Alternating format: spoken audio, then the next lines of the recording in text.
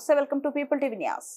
అసెంబ్లీలో CM Revanth Reddy job calendar ను ప్రకటించడంపై ఓయూ విద్యార్థి జేఏసీ హర్షం వ్యక్తం చేసింది. ఉస్మానియా యూనివర్సిటీ సరస్వతి దేవాలయంలో విద్యార్థి జేఏసీ నాయకుడు ఓరుగంటి కృష్ణ ఆధ్వర్యంలో ప్రత్యేక పూజలు నిర్వహించి 108 కొబ్బరికాయలు విద్యార్థి నేతలు కొట్టి మొక్కు తీర్చుకున్నారు.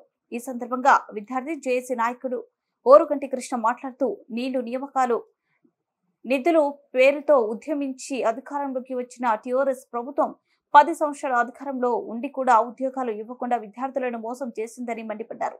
నేడు కాంగ్రెస్ ప్రభుత్వం అధికారంలోకి వచ్చిన వెంటనే నిరుద్యోగులకు ఇచ్చిన మాట ప్రకారం అసెంబ్లీలో జాబ్ క్యాలెండర్లను ప్రకటించడం, ప్రతి హామీని నెరవేర్చడం ప్రజా పాలన నిదర్శనమన్నారు.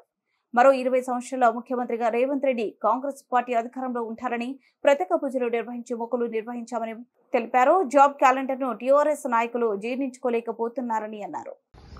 నీళ్లు నిధులు నియామకాలు అనే ట్యాగ్ లైన్ తోటి టీఆర్ఎస్ ప్రభుత్వం ఆవేశాలను రెచ్చగొట్టి ఎంతో మంది నిరుద్యోగులను పొట్టన పెట్టుకుంది.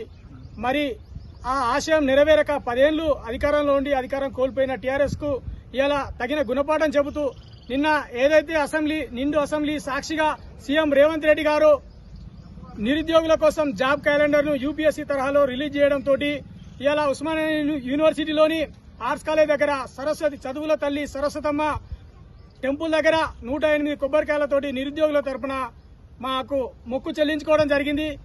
ఇలాగే రేవంత్ రెడ్డి గారు తెలంగాణ ప్రజలను ఇంకా 20 ఏళ్లు సుఖ సంతోషాలతోటి పరిపాలించాలని మేము అమ్మవారి ఆలయంలో పూజలు చేయడం జరిగింది. రేవంత్ రెడ్డి గారికి ప్రభుత్వానికి ఎలాంటి ఆటంకాలు లేకుండా 20 ఏళ్లు పరిపాలించాలని మేము పూజ